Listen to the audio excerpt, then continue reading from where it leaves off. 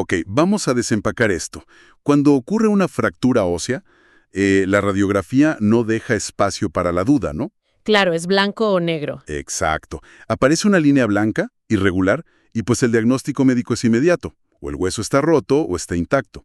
Es una visualización totalmente binaria. Sí, muy directa. Pero, al adentrarnos en el ecosistema capilar, para entender los motivos de la pérdida de cabello, esa claridad binaria, desaparece por completo. Totalmente. Estamos ante un panorama de diagnóstico médico sumamente complejo, donde un síntoma visible en la superficie suele ser el último eslabón de una cadena larguísima de eventos invisibles. Es que lo fascinante aquí es que el cabello, lejos de ser un mero tejido estético inerte, actúa en realidad como un biosensor altamente calibrado. O sea, refleja lo que pasa dentro. Tal cual.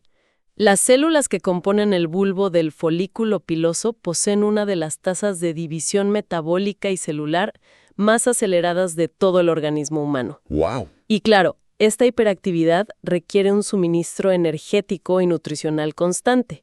Por consiguiente, cualquier alteración sistémica, ya sea un desequilibrio hormonal, inflamación o deficiencia nutricional, impacta directamente en esa línea de producción capilar. Y decodificar ese mensaje que envía este biosensor es la misión principal de nuestro análisis profundo de hoy.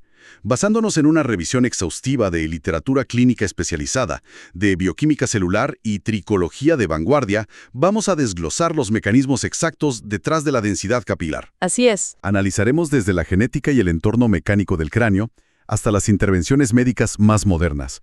Porque, para abordar un problema físico, resulta fundamental comprender primero la lógica evolutiva del cuerpo. Definitivamente. A nivel biológico, sostener una cabellera abundante es un gasto energético monumental, ¿verdad? Precisamente. En términos de supervivencia evolutiva, el cabello es un tejido no esencial. Claro, el cuerpo tiene otras prioridades. Exacto. Cuando el organismo humano enfrenta una crisis, digamos una enfermedad grave, un trauma quirúrgico, desnutrición aguda o un pico extremo de cortisol por estrés crónico, entra en un estado de triage metabólico. Entiendo, como en las salas de emergencia. Tal cual.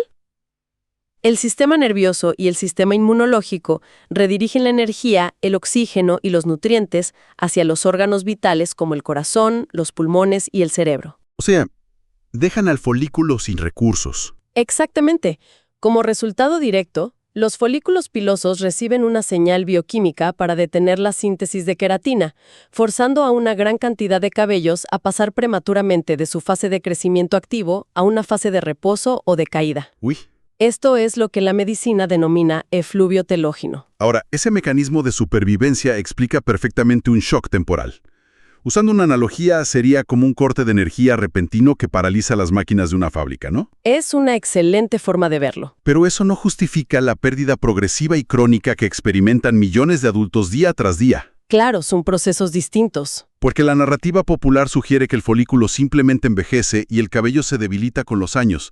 Pero los datos clínicos muestran un cuadro que se asemeja mucho más a una obsolescencia programada en la genética. Ese término de obsolescencia programada ilustra a la perfección el mecanismo de la alopecia androgenética, o ABA, que representa la causa principal de pérdida capilar a nivel mundial. Profundicemos en eso. Sí, mira, no se trata de una caída abrupta como en el efluvio, sino de un proceso progresivo de miniaturización del folículo. O sea, se va encogiendo. Exacto. La maquinaria biológica no se apaga de golpe. Más bien, disminuye su capacidad productiva ciclo tras ciclo. Y en el centro de este proceso, opera una enzima intracelular clave, que es la 5-alfa-reductasa. Ah, la famosa enzima que cataliza la conversión de la testosterona, ¿verdad? Así es. Esta enzima toma la testosterona libre circulante en el cuerpo y la convierte en dihidrotestosterona, conocida ampliamente como DHT. Que es como el villano de la historia para los folículos. Para quienes tienen la predisposición genética, definitivamente. Este andrógeno tiene una afinidad de unión muchísimo mayor por los receptores del folículo. Cuando la DHT se acopla a estos receptores, altera por completo la transcripción del ADN celular. ¿Y qué provoca esa alteración en el ADN? La consecuencia directa es que la fase de crecimiento capilar, la fase anágena, que normalmente dura años, se acorta drásticamente a unos pocos meses. ¡Wow! De años a meses. Sí, y el cabello resultante emerge más corto, más fino y carente de pigmento, hasta que el folículo se atrofia hasta el punto de la fibrosis y pierde su capacidad de generar un cabello visible. Volviendo a la analogía de la fábrica, si el efluvio telógeno era un corte de energía, entonces la genética y la DHT actúan como una bola de demolición que va encogiendo la fábrica lentamente, golpe tras golpe. Tal cual.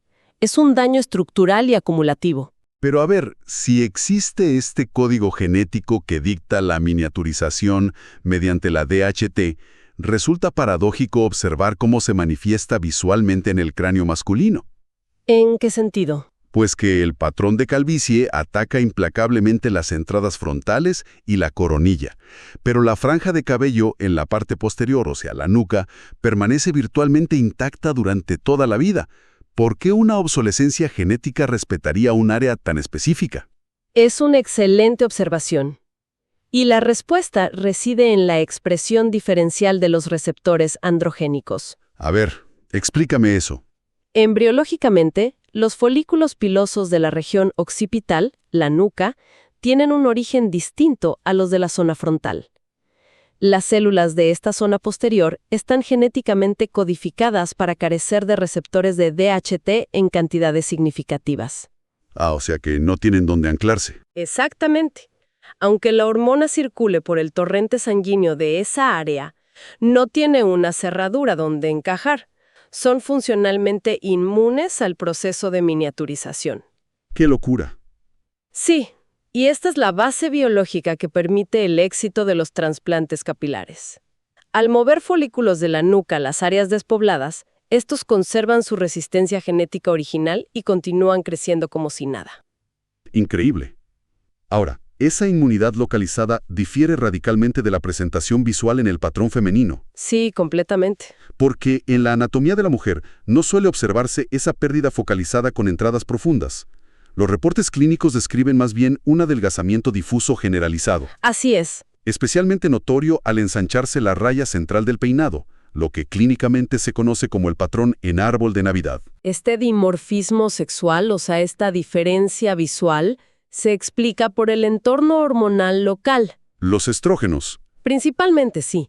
En los folículos femeninos existe una alta concentración de una enzima, llamada aromatasa, cuya función es convertir la testosterona en estradiol, que es un estrógeno. Ok. Los estrógenos actúan a nivel celular promoviendo el crecimiento y protegiendo el folículo del impacto androgénico. Crean un verdadero escudo bioquímico. ¿Pero qué pasa cuando llega la menopausia? Ahí está el problema. Cuando llega la menopausia y los niveles sistémicos de estrógeno caen en picada, ese escudo protector desaparece. Claro. Es en ese momento cuando cualquier predisposición a la sensibilidad por DHT se manifiesta de forma acelerada, provocando ese adelgazamiento difuso en la porción superior del cráneo que mencionabas. Crónico impulsado por hormonas contrasta severamente con otra condición documentada en los textos de tricología. Me refiero a la alopecia areata. Ah, sí, un cuadro clínico muy distinto. Resulta visualmente alarmante porque aparecen parches o círculos completamente lisos, de la nada, casi de un día para otro. Y aquí tengo entendido el mecanismo no tiene absolutamente nada que ver con la dihidrotestosterona. Para nada. La alopecia areata es estrictamente un trastorno autoinmune. El cuerpo atacándose a sí mismo. Tal cual. Por razones que la inmunología aún investiga, se rompe el privilegio inmunológico que normalmente protege al folículo capilar. Los linfocitos T, que son las células de defensa del cuerpo, identifican erróneamente a las células del bulbo piloso como patógenos invasores. Como si fueran un virus o una bacteria. Exacto. Y montan un ataque inflamatorio masivo contra ellas. A diferencia del acortamiento progresivo de la aja, este ataque autoinmune detiene bruscamente la división celular y provoca que el cabello se desprenda desde la raíz. Dejando esos parches lisos. Sí, dejando un área de piel totalmente lisa y despoblada, muy rápido. Entonces, ¿qué significa todo esto para quien nos escucha? Diferenciar entre estos escenarios es vital. Si una persona observa cabello residual en el desagüe o en el cepillo, la línea entre el recambio natural y un problema clínico puede parecer difusa. Muy difusa, sí. Entendemos que el cuerpo humano pierde naturalmente entre 50 y 100 cabellos diarios debido a la rotación de fases. Pero ¿cómo puede alguien distinguir en casa si ese volumen entra en territorio patológico o si es el inicio de una alopecia areata o difusa? Bueno, la literatura médica recomienda evaluar pruebas de tracción caseras y densitometrías visuales. ¿Cómo funciona eso? Por ejemplo, comparar visualmente la densidad de la parte superior de la cabeza, el vértex, con la zona de la nuca, que como dijimos es inmune. Si hay una diferencia notable, es una señal. También está el test de tracción suave.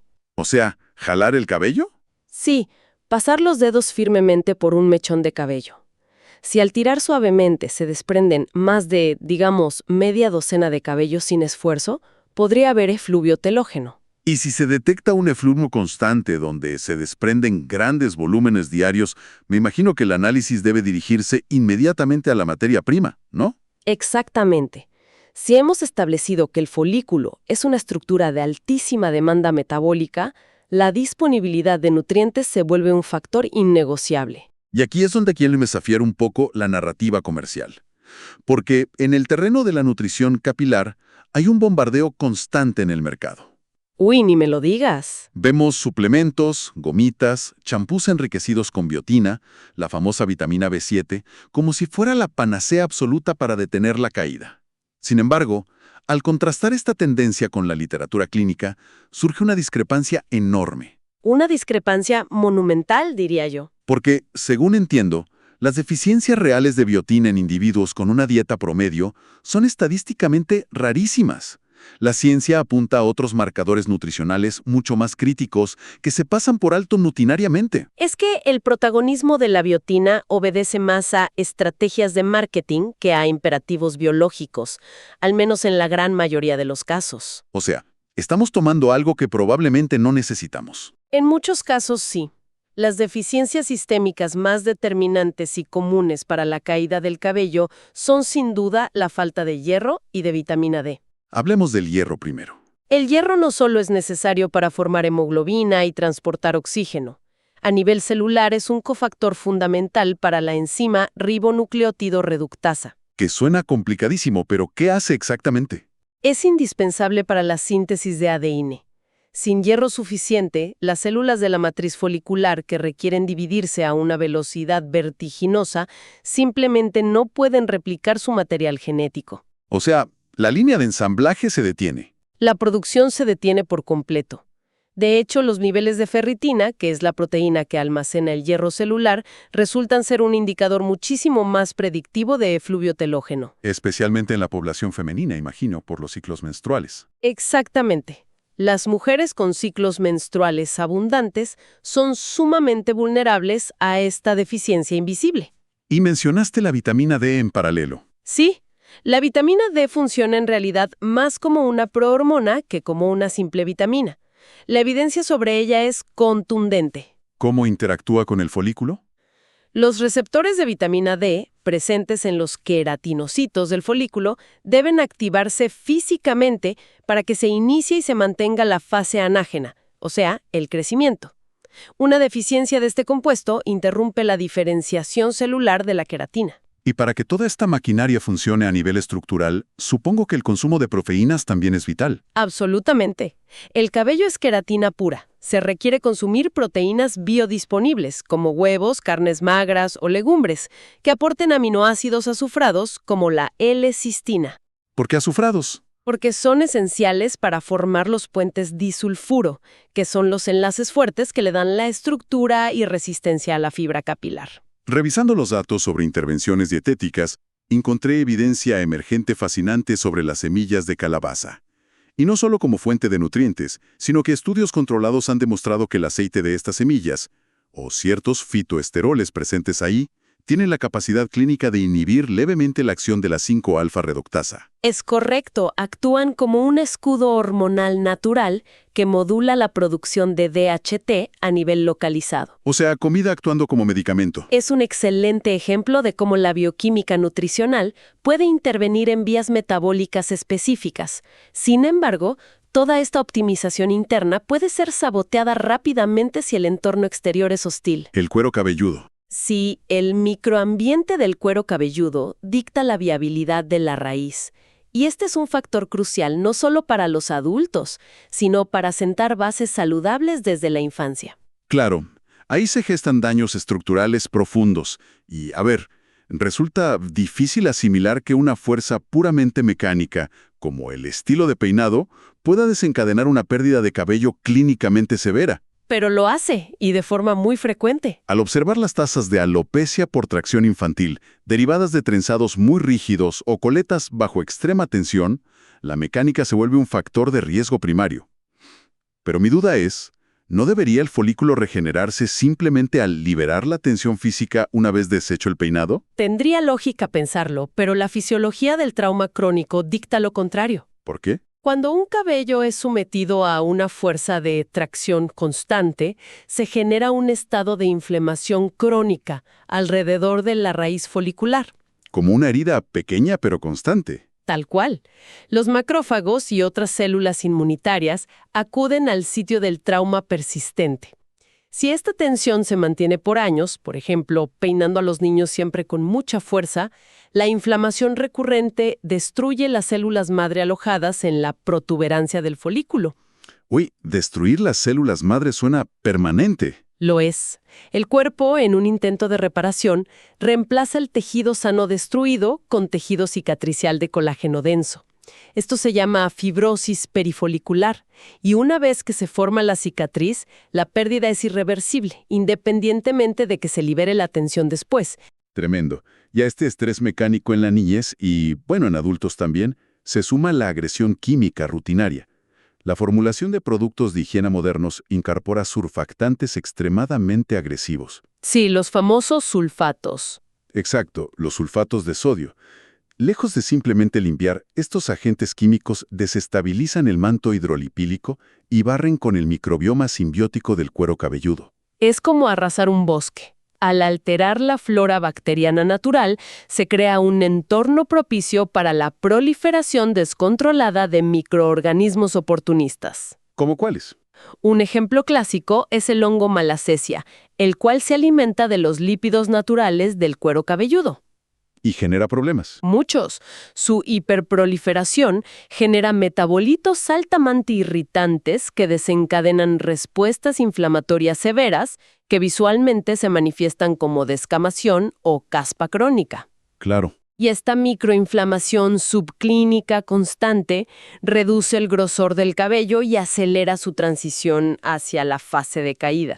A ver, todo este daño celular y microbiológico nos prepara para analizar uno de los conceptos anatómicos que me parecieron más reveladores y menos discutidos en la salud capilar. ¿Te refieres a la tensión mecánica? Sí, aquí es donde se pone realmente interesante. Revisando la literatura médica sobre patrones de calvicie, surge una correlación anatómica que resulta imposible ignorar.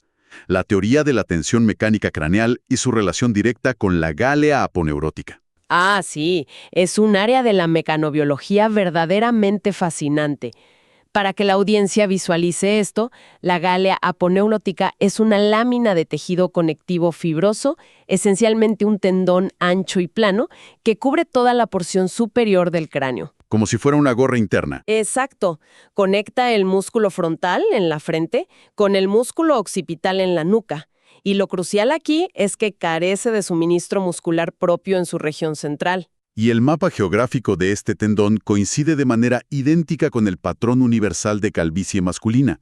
Las entradas y la coronilla se asientan directamente sobre la gálea aponeurótica, mientras que la franja de cabello resistente en los laterales y la nuca descansa sobre tejido muscular rico en vascularización. Exactamente. No es coincidencia. La hipótesis central postula que el estrés crónico, la tensión de los músculos mandibulares, los cervicales e incluso el crecimiento óseo natural del cráneo con la edad provocan que esta gálea se tense como la lona de un tambor. ¿Y eso qué provoca debajo de la piel? Al estirarse tanto sobre el hueso craneal, comprime físicamente la red microvascular de la dermis subcutánea que nutre a los folículos superiores. Los asfixia. Literalmente, necesario para mantener su elevadísima tasa metabólica de la que hablábamos al principio. O sea, planteando una analogía, el cuero cabelludo tenso y con fibrosis es como tierra seca y compactada, donde ninguna semilla puede echar raíces. Es una excelente imagen visual. Entonces, si la hipoxia convierte el tejido en un entorno estéril y endurecido, la solución no radica únicamente en tomar suplementos internos, sino en alterar la estructura física del terreno. El masaje capital sería como arar la tierra, ¿no? Exacto. Y aquí es donde los estudios clínicos validan el impacto fisiológico de los masajes capilares, alejándolos del simple terreno de un spa o la relajación para citarlos como una intervención médica de mecanotransducción a nivel celular. Mecanotransducción, una palabra potente.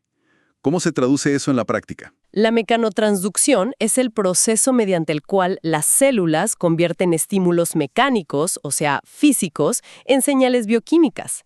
Al realizar movimientos de compresión y estiramiento sobre el cuero cabelludo diariamente, no solo se relaja la gálea aponeurótica, aliviando esa compresión vascular y revirtiendo la falta de oxígeno, Ajá. sino que, a nivel molecular, la deformación física de la piel activa mecanorreceptores en las células de la papila dérmica. O sea, les manda una señal de alerta positiva. Sí, esta activación mecánica directa ha demostrado en estudios de laboratorio la capacidad de modular a la alza la expresión de genes clave para la proliferación celular, forzando la entrada del folículo nuevamente a su fase de crecimiento activo. Es fascinante. Sin embargo, supongo que cuando la mecanotransducción, la optimización del microbioma y la corrección nutricional no logran contener el impacto agresivo de una predisposición genética fuerte mediada por la DHT, pues se requiere la intervención de ciencia farmacológica avanzada. Lamentablemente, muchas veces los hábitos no bastan. En este ámbito, el minoxidil es frecuentemente la primera línea de acción médica. Y sabiendo que fue diseñado originalmente para tratar la hipertensión severa, su mecanismo de acción capilar responde directamente al problema de la hipoxia tisular que acabamos de discutir, ¿correcto?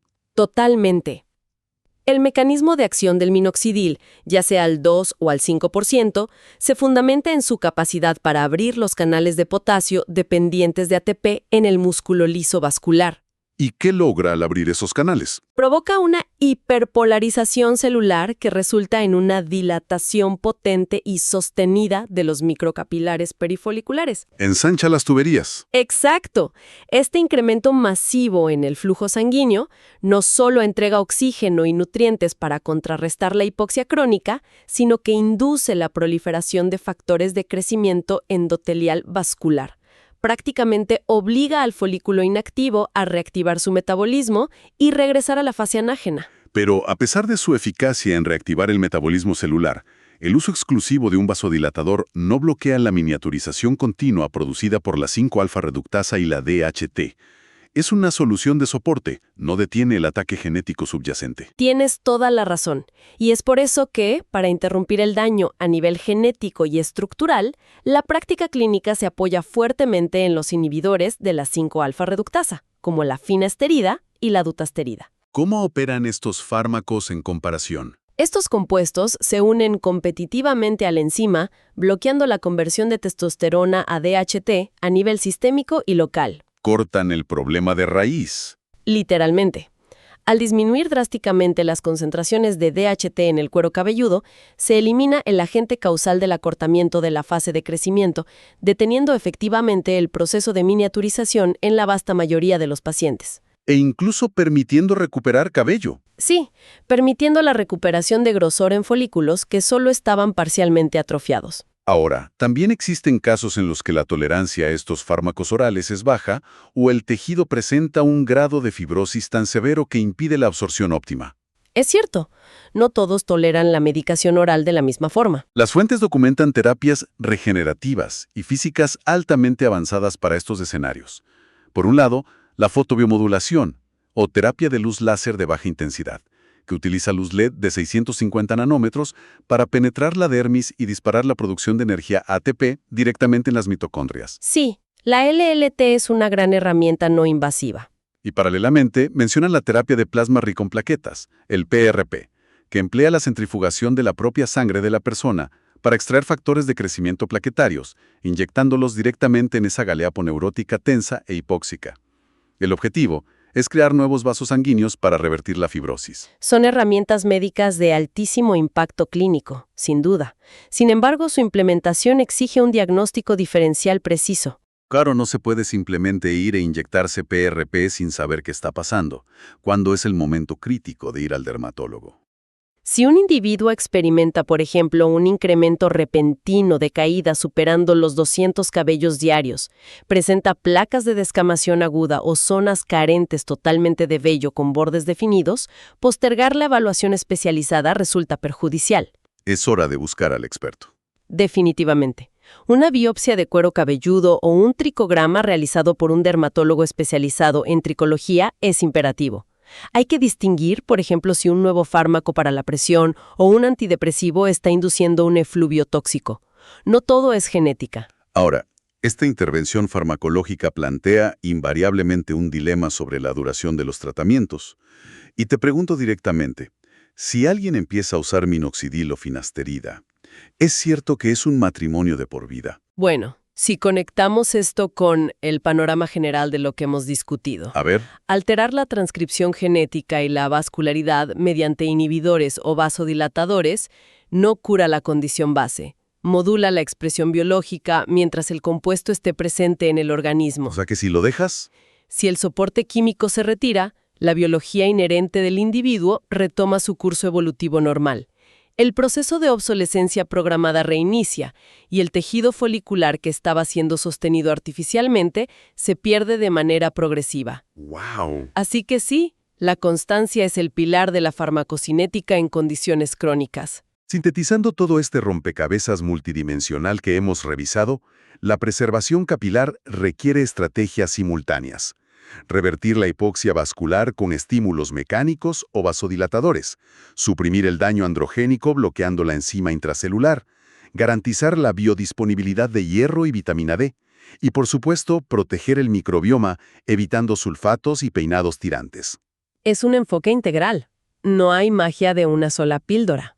Y para cerrar, sé que mientras estas estrategias combinadas dominan el tratamiento hoy en día, la literatura científica más reciente señala hacia una disrupción biotecnológica inminente que quiero que nos cuentes. Ah, sí, estamos hablando de la clonación capilar y la multiplicación de células madre papilares. Suena a ciencia ficción. Lo parecía, pero en el horizonte clínico muy cercano, la dependencia de mover folículos de la nuca dejará de ser una limitante.